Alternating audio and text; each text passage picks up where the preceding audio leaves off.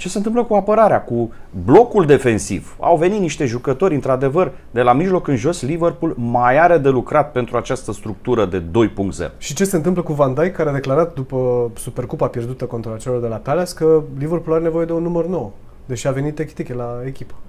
Da, Ekitike nu a fost neapărat adus doar pentru numărul 9, ci de aceea se încearcă aducerea lui Isak. Până la urmă eu cred că se va face acest transfer, pentru că indiferent cât vrei să păstrezi un jucător, dacă el nu vrea să rămână la echipa ta, nu va rămâne. Să sperăm că Chiesa va reuși să rescrie de fapt sau să înceapă să scrie un nou capitol la această echipă. Locuri s-au eliberat. Dacă va fi sănătos, eu zic că poate să evolueze. Îl țin minte din Serie A și cred că e un fotbalist care poate să aducă așa niște piper în Premier League. Salah, care marchează în prima etapă din nou de câți ani? A 10-a oară. A 10-a oară, da, se întâmplă chestia asta și Liverpool reușește să ia 3 puncte.